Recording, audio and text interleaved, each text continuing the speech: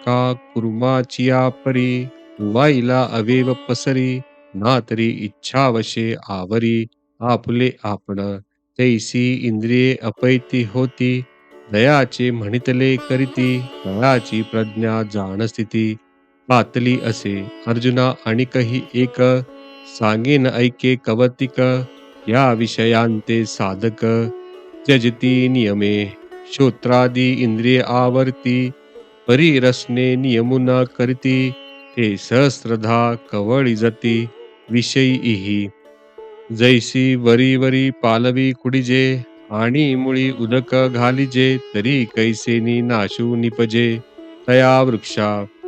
तो उदकाचेनी बळे अधिके, जैसा आडवेनी अंगे फाके, तैसा मानसी विषोपोके, रसनाद्वारे मीरा इंद्रिया विषय तुटे, ऐसा नियमो न ये रस हटे, हे जीवन हे न घटे येणे विण. मग अर्जुना स्वभावे, ऐसी ही नियमा ते पावे, जे परब्रह्म अनुभवे होऊनी जाईजे, ते शरीर भाव नासती, इंद्रिय विषय विसरती, जे सोहम भाव प्रतिती प्रगट होय. किंवा कासव आनंदात असता आपले हातपाय पसरतो, अथवा वाटेल तेव्हा आपले आपण आवरून धरतो, त्याप्रमाणे ज्याची इंद्रिये स्वाधीन होऊन त्याच्या इच्छेप्रमाणे वागतात, त्याची बुद्धी स्थिर झाली आहे असे समज. अर्जुना, आणखी एक मजेची गोष्ट तुला सांगतो, ऐक. जे साधक या विषयांचा नियमाने त्याग करतात, श्रोत्रादी इंद्रियांचे आकलन करतात, परंतु जिव्हेचा मात्र निग्रह करीत नाहीत, ते ह्या विषयांकडून अनेक प्रकारे वेढले जातात. एखाद्या झाडाचे वरचे शेंडे खुडले आणि मुळाशी पाणी घातले, तर त्या झाडाचा नाश कसा होईल? ते जसे पाण्याच्या बळाने अधिकच फोफावते, त्याप्रमाणे ह्या रसनेच्या द्वारे अंतःकरणात विषय अधिकाधिकच पुष्ट होतात. इतर विषयांचे विषय कमी केले असता कमी होतात, पण त्याच प्रमाणात रसनेचा विषय हट्टाने कमी करता येत नाही, कारण या वाचून शरीर जिवंत राहू शकत नाही. परंतु अर्जुना, जेव्हा साधक स्वानुभवाने परब्रह्म होऊन जातो, तेव्हा रसनेचेही सहज नियमन होऊ शकते. ज्यावेळी आपण ब्रह्म आहो असा मनुष्यास अनुभव येतो, त्यावेळी शरीराचे व्यवहार बाधित होऊन इंद्रिये विषयांना विसरून जातात. एरवी तरी अर्जुना, हे आया नये साधना, हे राहडताती जतना निरंतर, जया ते अभ्यासाची घरटी, यम नियमांची ताटी, जे मना ते सदा मुठी धरुनी हाती, ही की जती कासाविसी, या इंद्रियांची प्रौढी ऐसी, तैसी मंत्रज्ञाते विवसी, भुलविका. देखे विषय हे तैसे, पावती रिद्धी सिद्धीचे निमिषे, मग अकाळिती स्पर्शे इंद्रियांचेनी, तिये संधी मन जाये, मग अभ्यासी ठोठावले ठाये, ऐसे बळी कटपण आहे इंद्रियांचे.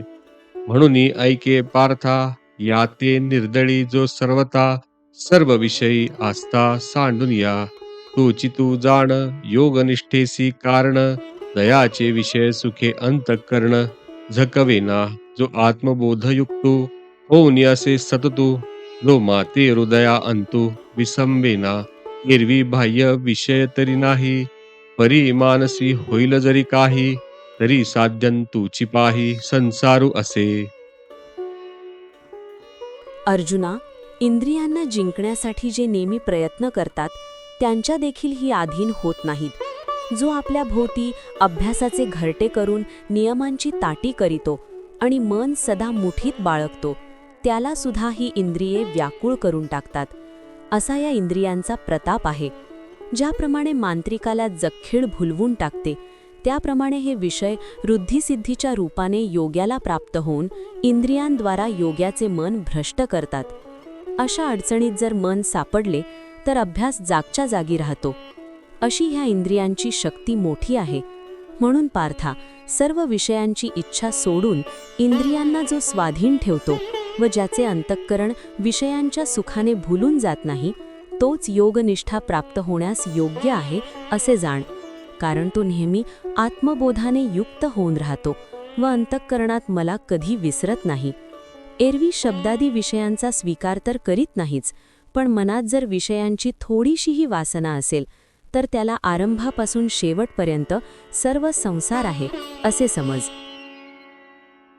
जैसा का विषाचा लेशू घेतलिया होय बहुवसू मग निभ्रांत करी नाशू जीवितासी तैसी विषयाची शंका मनी वसती देखा तू करी अशी का विवेक जाता जरी हृदयी विषय स्मरती तरी निसंगाही आपजे संगती संगे प्रगटे मूर्ती अभिलाषाची जेत कामू उपजला हेत क्रोधू आधीची आला क्रोधी असे ठेविला संमोह जाणे संमोहा जालिया व्यक्ती तरी नाशू पावे स्मृती संडवाते ज्योती आहात जैसी का अस्तमानी निशी दैसा सूर्य तेजाते ग्रासी तैसी दशा स्मृतिभ्रंशी प्राणियांसी मग अज्ञानांध केवळ येणे अल्पविजय सकळ येत बुद्धी होय व्याकुळ हृदया माझी जैसे जात्यंधा पळणी पावे मग ते काकुळती सैरा धावे तैसे बुद्धीस होती भवे धनुर्धरा ऐसा स्मृतिभ्रंशू घडे मग सर्वता बुद्धी अवघडे हेत समूळ हे उपडे ज्ञान जात चैतन्याच्या भ्रंशी शरीरा दशा जैशी ऐसे पुरुषा बुद्धिनाशी होय देखे.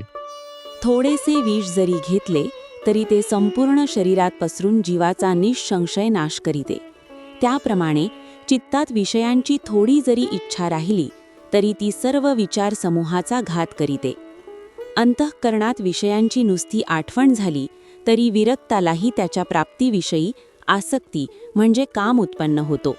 जेथे काम उत्पन्न झाला तेथे त्यापूर्वी क्रोधही येतो व क्रोधामध्ये अविचार असतोच असे जाण.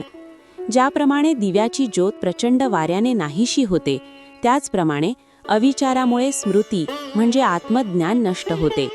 संध्याकाळ होताच रात्र जशी सूर्यतेजाला गिळून टाकते त्याप्रमाणे स्मृतीचा भ्रंश झाल्यावर मनुष्याची वाईट दशा होते. मग अज्ञानामुळे त्याची बुद्धी आंधळी होऊन तो सर्व गोष्टींस दुरावतो आणि त्याला काही सुचेनासे होते. जन्मांधाला पळण्याचा प्रसंग आल्यावर तो जसा दीन होऊन सैरावैरा धावू लागतो त्याप्रमाणे अर्जुना बुद्धीला भ्रम होते. अशा रीतीने बुद्धिभ्रम झाला म्हणजे बुद्धी घोटाळ्यात पडते आणि मग सर्व ज्ञान नष्ट होते. शरीरातील प्राण निघून गेला म्हणजे जसा देह प्रेतरूपी होतो त्याप्रमाणे बुद्धी नष्ट झाल्यावर जीवाची स्थिती होते असे जाण. म्हणून ऐके अर्जुना जैसा विस्फुलिंग लागे इंधना मग तो प्रौढ झालिया त्रिभुवना पुरोषके तैसे विषयांचे ध्यान जरी विपाय वाहे मन तरी येसणे हे पतन दिवंसीत पावे. म्हणून विषय हे आघवे सर्वथा मनोनी सांडावे मग राग द्वेष स्वभावे नाशतील. पार्था अनिकही एक जरी नाशले राग द्वेष तरी इंद्रिया विषयी बाधक रमता नाही. जैसा सूर्य आकाशगतू रश्मी करे जगाते स्पर्शतू तरी संगदोषे काय लिंपतू ते तिचेनी. तैसा इंद्रियार्थी उदासीन आत्मरसेची निभ्रन्न जो काम क्रोध विहीन होऊनी असे तरी विषया तया काही आपण पे वाचुनी नाही. मग विषय कवण काही बाधतील कवणा जरी उदकी उदक बुडिजे का अग्नी आगी पोळीजे तरी विषय संगे आपलविजे. परिपूर्ण तो ऐसा आपणची केवळू होऊनी असे निखिळू त्याची प्रज्ञा अचळू निभ्रांत मनी. म्हणून अर्जुना ऐक, इंधनाला ठिणगी लागून ती भडकली म्हणजे जशी त्रिभुवनाला देखील पुरते त्याप्रमाणे अंतःकरणात यत्किंचित जरी विषयांचे स्मरण झाले तरी मोठा अनर्थ ओढवतो. म्हणून मनातून सर्व विषय काढून टाकावे म्हणजे राग प्रीती आणि द्वेष हे आपोआप नाहीसे होतात. पार्था, आणखी तुला सांगतो की राग व द्वेष नाहीसे झाल्यावर जरी इंद्रिये विषयांचे ठिकाणी रममाण झाली तरी ते विषय बाधक होत नाहीत. ज्याप्रमाणे आकाशातून सूर्य हा आपल्या किरणरूपी हातांनी जगातील वस्तूंना स्पर्श करीतो, परंतु त्यांच्या संसर्ग दोषाने लिप्त होत नाही, त्याप्रमाणे जो विषयांच्या ठिकाणी उदासीन, आत्मस्वरूपाचे ठिकाणी निमग्न व कामक्रोधापासून अलिप्त असतो, आणि अर्जुना, जो विषयांमध्ये आपल्या स्वरूपाशिवाय दुसरे काहीच पाहत नाही, त्याला विषय कसले आणि बाधणार तरी कोणाला? जर पाण्यात पाणी बुडेल किंवा अग्नीने अग्नी जळेल, तर मात्र तो परिपूर्ण पुरुष विषयांच्या संगतीने बुडेल. अशा प्रकारे जो आपण स्वतःच सर्वरूप होऊन राहतो, तो स्थिरबुद्धी असे निस्संशय समज. पांडुरंग हरी जय जय वासुदेव हरी. पांडुरंग हरी जय जय वासुदेव हरी.